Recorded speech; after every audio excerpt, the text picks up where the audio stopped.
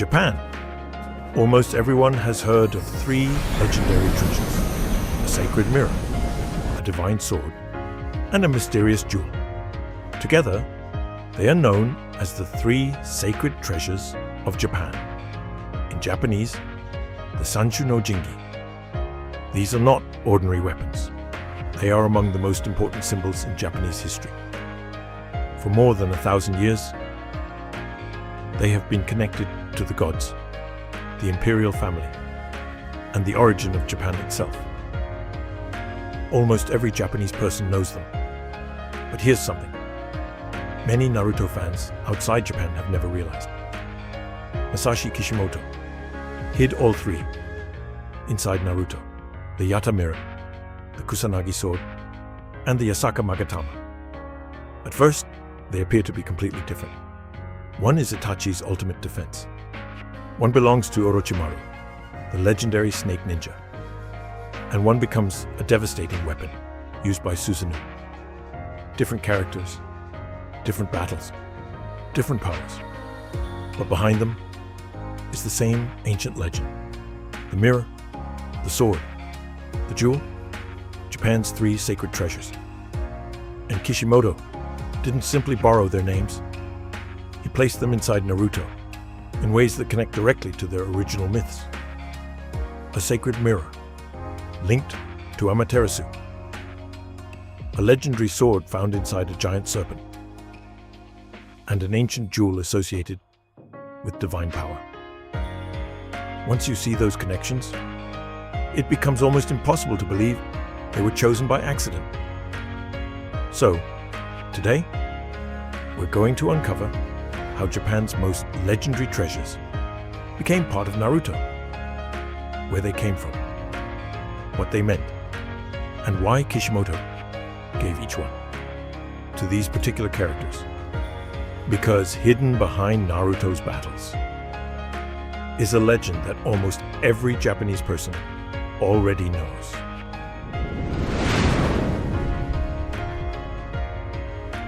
Before we understand why they appear in Naruto, we first need to understand what they really are. The three sacred treasures are not simply ancient artifacts. To Japanese people, they are symbols of the nation itself. For centuries, they have represented the legitimacy of Japan's emperors. Even today, they remain among the most sacred objects in the entire country. They're called the Sanshu no Jingi. Three treasures, one mirror, one sword, and one jewel. Each one has its own meaning. The mirror represents wisdom and honesty. The sword represents strength and courage. The jewel represents benevolence and compassion. Together, they describe the qualities of an ideal ruler. But here's what makes them so mysterious. Unlike famous historical treasures around the world, these objects are almost never displayed. Most Japanese people have never actually seen them. Their exact appearance remains hidden. They are treated not as museum pieces, but as sacred objects. According to tradition, the mirror is kept at East Grand Shrine, the sword at Atsuta Shrine, and the jewel at the Imperial Palace, separated, yet forever connected. But these treasures didn't begin with emperors. They began with the gods. Every one of the three sacred treasures first appeared in Japanese mythology. Each one played an important role in the stories that shaped Japan's oldest legends. And that's exactly why it's so surprising to find them inside Naruto, because Kishimoto wasn't borrowing random legendary items. He was borrowing the three most sacred treasures in Japanese culture. And the first one, the Yata mirror, may be the most important of them all.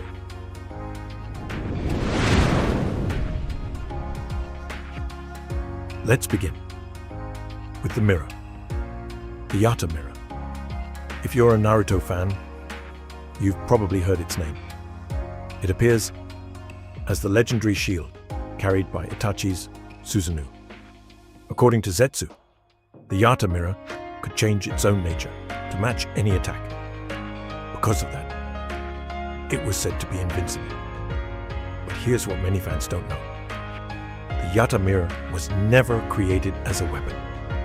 Its story begins in one of Japan's oldest myths. Long ago, the sun goddess Amaterasu became angry and hid herself inside a cave. Without the sun, the entire world was covered in darkness. The other gods needed to bring her back, so they created a beautiful mirror and placed it outside the cave. Curious, Amaterasu looked outside. For the first time, she saw her own reflection. She stepped forward, and at that moment, light returned to the world. That mirror became known as the Yata mirror. It became a symbol of wisdom, truth, and divine light. Centuries later, it was honored as one of Japan's 3 sacred treasures. Now think about Itachi. Among all the Uchiha, he wasn't known for overwhelming strength. He won battles through intelligence, careful planning, and perfect judgment. Even his ultimate defense wasn't an ordinary shield. It was the Yata mirror. Perhaps Kishimoto was making a subtle connection. The sacred mirror once protected the light of the world. And in Naruto, the Yata mirror became the ultimate protection. Not just because it was strong, but because it carried the meaning of one of Japan's most sacred legends. And the next treasure has an even more famous story. A legendary sword, born from the body of a giant serpent.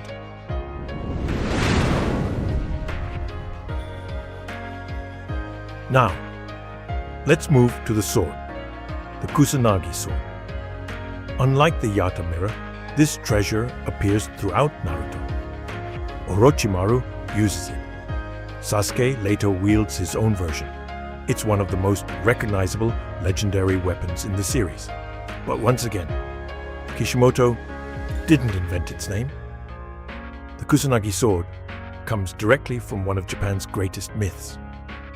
The story begins with Susanoo, the storm god who was banished from heaven.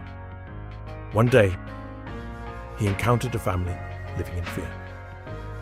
Every year, an enormous monster called Yamata no Orochi devoured one of their daughters. Only one remained. Susanoo promised to save her. But instead of fighting the monster head-on, he made a plan. He prepared 8 barrels of strong sake. The serpent drank them, became drunk, and fell asleep. Only then did Susanoo attack. He cut down each head, one after another. But as he cut through one of the tails, his sword struck something hard. Hidden inside the serpent was another sword, a divine blade. That sword became known as Kusanagi no Tsurugi. It would later become one of Japan's 3 sacred treasures. Now think about Naruto. Who possesses the Kusanagi sword? Orochimaru, a ninja whose entire identity revolves around snakes, whose techniques resemble a serpent, whose dream is to shed his body. Again and again, Kishimoto could have given this sword to anyone, to a samurai, to a Hokage, even to Sasuke from the beginning. But he chose the snake, because the original Kusanagi sword was discovered inside Japan's greatest serpent. That connection is too perfect to ignore. Kishimoto wasn't simply referencing an ancient weapon. He preserved the relationship between the sword and the serpent, exactly as it appears in Japanese mythology. And finally, we come to the last treasure, the mysterious jewel that completes the 3 sacred treasures.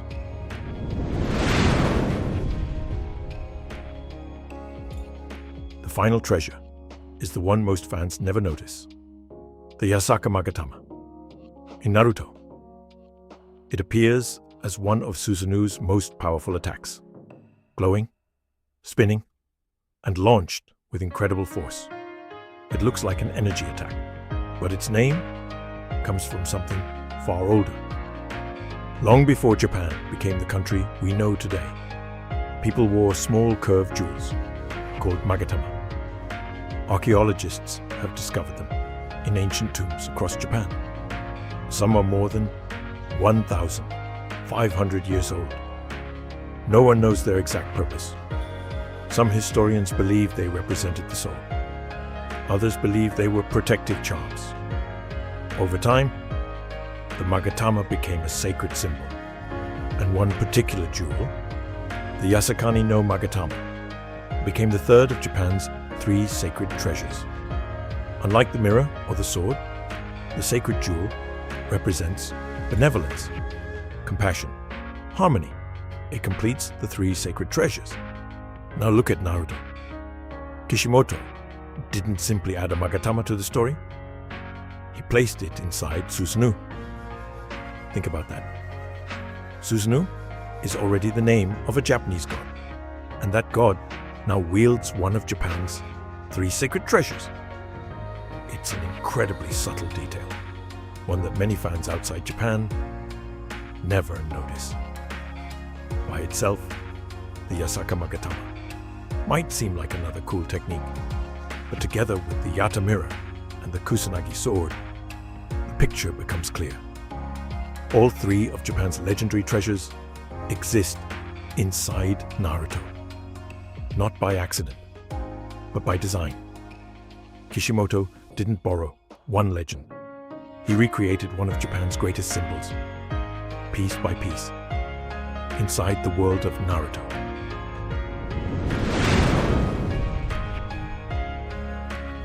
So, did Kishimoto simply choose 3 famous Japanese treasures because they sounded cool? The evidence suggests otherwise. The Yata mirror, the Kusanagi sword, the Yasaka Magatama. One by one, they appear throughout Naruto, not as random references, but as carefully chosen pieces of the same legend. The mirror protects. The sword connects to the serpent. The jewel completes the set. Together, they recreate Japan's 3 sacred treasures, one of the oldest and most sacred symbols in Japanese history. And that's what makes Naruto so different. Masashi Kishimoto didn't just create an amazing ninja world. He quietly wove real Japanese history, mythology, and culture into its foundation. Most fans outside Japan never notice, because to them, they're simply cool names, cool weapons, cool abilities.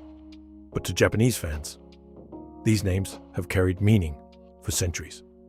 That's why Naruto feels so authentic. Not because it copies Japanese mythology, but because it respects it.